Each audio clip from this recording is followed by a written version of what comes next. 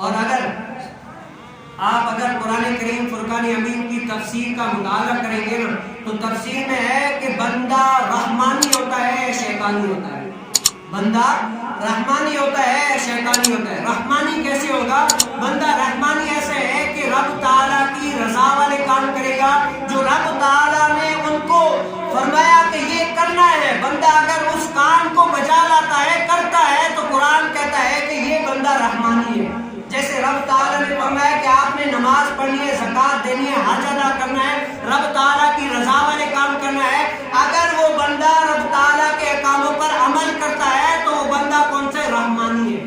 اور اگر بندہ رب تعالیٰ کے حکموں کو توڑتا ہے، رب تعالیٰ نے جو فرمایا کرو وہ نہیں کرتا، جو نہ کرو وہ کرتا ہے، تو بندہ کون سا شیطانی ہے.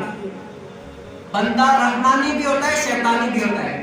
اب یہ رحمانی جو یہ صفت ہے نا یہ ہماری طرف ہے. ہم رحمان یہ اللہ تعالیٰ کا نام ہے، رحمانی یہ اللہ تعالیٰ کے بندے یہ ہم سارے ہیں. تو بندہ رحمانی بھی ہے شیطانی بھی ہے. جیسے ہم پڑھتے قادری، یہ قادری یہ عبد القادر غوث پاک کا نام ہے. قادری کی یا نسبت یہ ہے کہ ہم سارے قادری ہیں. جیسے عطار میرے پیر و مرشد ہے، عطاری سارے یہ مرید ہے، عطار میرے پیر و مرشد ہے. اسی طرح بندہ رحمانی بھی ہے اور شیطانی بھی ہے. یا تو رب تعالیٰ کی رضا کو اگر حاصل کرنے رب تعالیٰ کی پیروی کرے گا جو انہوں نے فرمایا رب تعالیٰ نے وہ عمل کرے گا تو رحمانی ہے، اگر عمل نہیں کرے گا تو شیطانی ہے.